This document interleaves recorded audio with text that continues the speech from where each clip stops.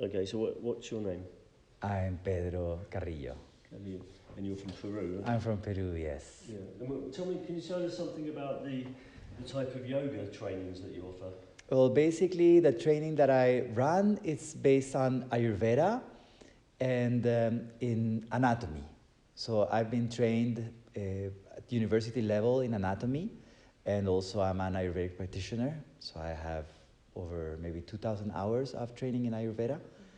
So the training that I run, I focus on giving tools to the new teachers for them to be able to design a yoga class, basically an asana class, postural class, with the Ayurvedic concepts in mind. So this becomes more of a customized class, personalized class, taking into considerations whatever Ayurvedic imbalances that the person needs to work on.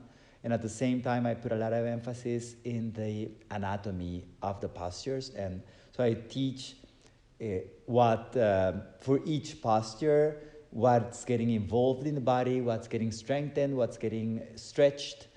And I have a system of using the 3 dimensions.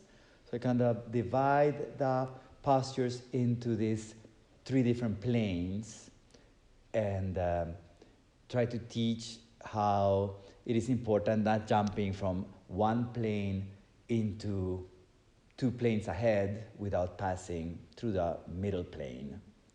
How this can be important to avoid injuries, especially in the hips and the shoulders. So I also have a big focus on the energetic work. So I don't like to teach a lot of theory or philosophy that can be applied. I do include a lot of theory and philosophy in the training, but everything has to be applicable. So I don't like the kind of style of teaching of, like, for example, the chakras. Mm-hmm. You know, it's like we have this chakra and this chakra and this chakra and just memorize this. And this happens with a lot of teachers that would just be talking as if this is the ultimate truth, you know? And most of these times, these people don't even have the experience. Most people don't have the experience of having seen or heard or felt their chakras or nadis or prana. So what I try to do is develop a conscious attention during the practice for people to feel how the energy is moving inside of their bodies.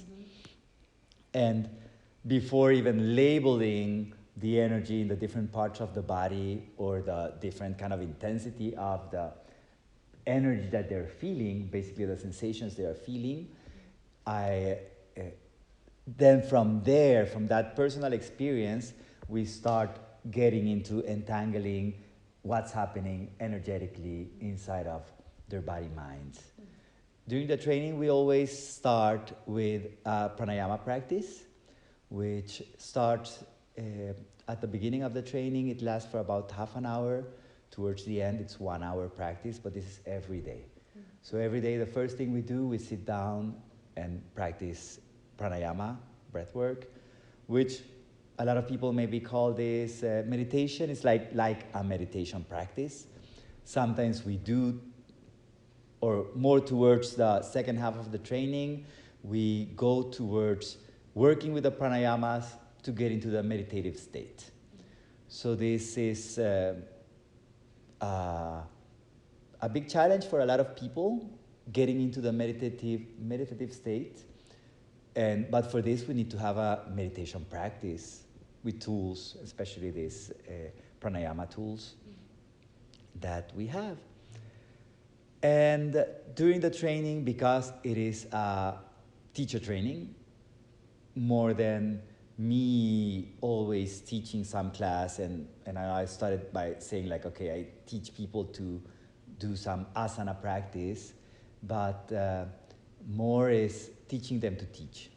So from day 3, the students are taking over the class for teaching. So it's a lot of practicum. How long is the training? 200 hours, which can be organized in different ways.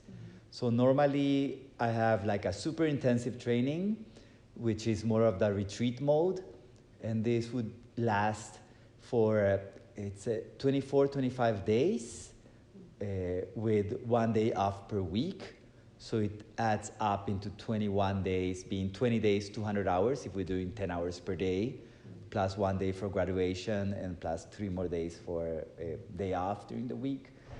So that's a super intensive that personally is not my favorite, but some people, this is more for travelers or foreigners that are just like, okay, I'm taking off, I'm coming there for 3 weeks, I want a super intensive training. It's not my favorite because you don't get much time to digest. So it's 10 hours per day, which basically we're waking up sometimes 4:30 in the morning, and then we have some, breakfast break, lunch break, dinner break. But it goes on until, sometimes 7:30 p.m. And so there's not much space there for integration. What I normally do is the intensive, I would call them, so instead of super intensive, just intensive. And they last for 6 weeks, and we do Monday to Friday, 8 to 2. So it's... And do you teach that in Lima? In Lima, yeah, I've taught in different places, but most of my trainings are in Lima. I've had a lot of trainings in English, but most of my trainings are in Spanish.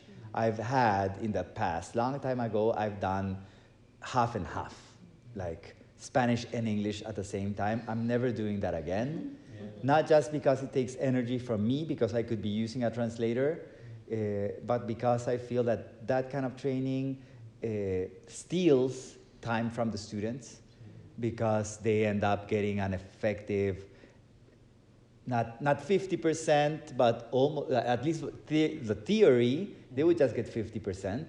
Because in 1 hour, I would talk half an hour in Spanish and half an hour in English versus a full hour. So you either do them all in Spanish or all in English? All in Spanish or all in English.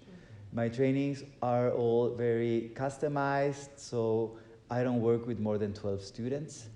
I have also in the past, I've had up to 25 students in one training.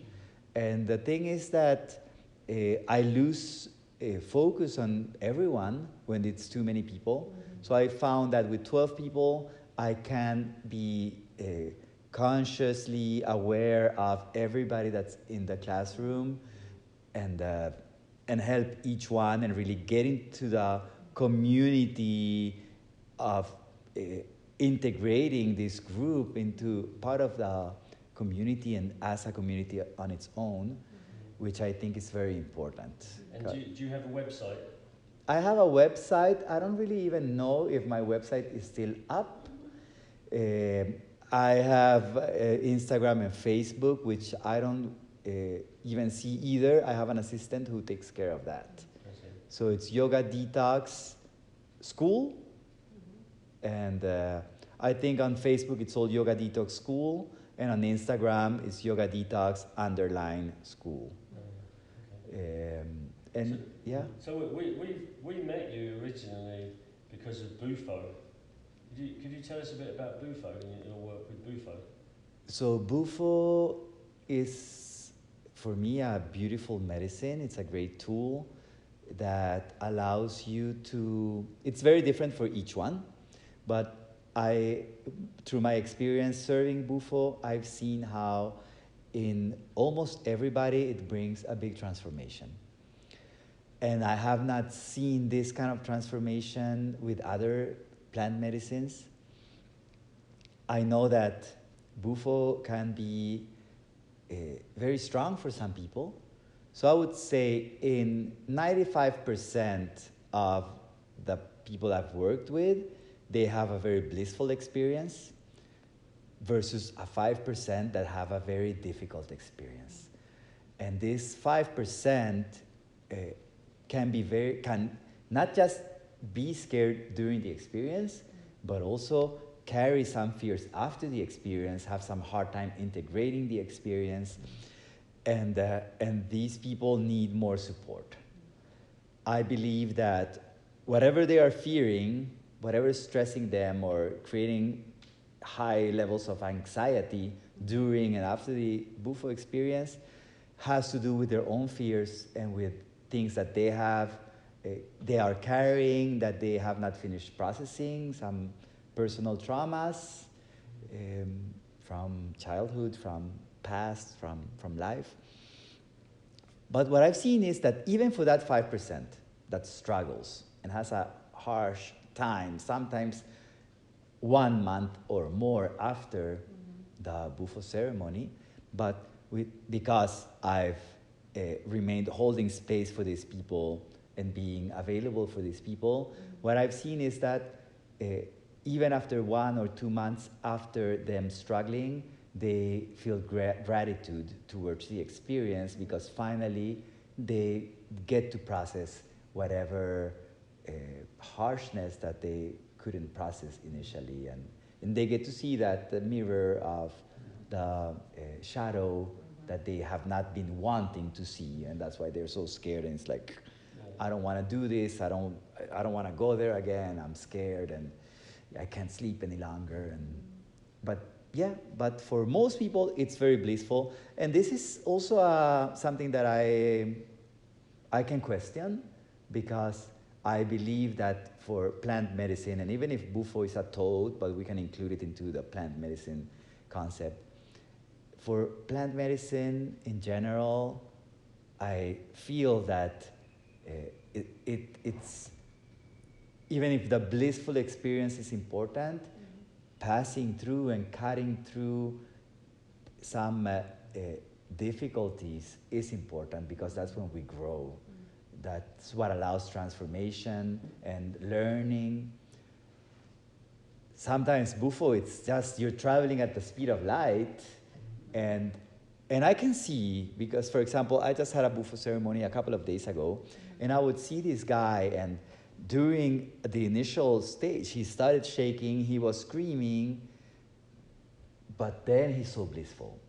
So I can also see that maybe the most people that experience this blissfulness, they are going through the speed of light, healing these deeper rooted traumas.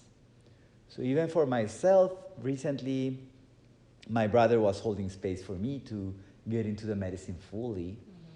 And I remember, because normally with Bufo you have that stage of unconsciousness, and because of my practice with Bufo, now that stage of unconsciousness, I still have a part that is conscious. So I was conscious through that stage of unconsciousness, and I felt some traumas being released. I felt some pain and some fears getting released in that moment. And then it was blissful for me, as it normally is when you're integrating. Yeah. I'm just going to say that Diana and I have done a few ceremonies with Pedro. They've all been rocket ships to Mars. And in my own case, I completely left my body. I don't remember a lot about some of the experiences I've had, but I always came back a better person, I feel, and happier and more loving. And I think, Diana, you would say the same probably, would you? Yes. Yeah, so it's a magical experience, even though I didn't remember parts of all of them, I would say. This is very common. Yeah, it's very common. So, Well, thank you, Pedro. okay, thank you. Yeah.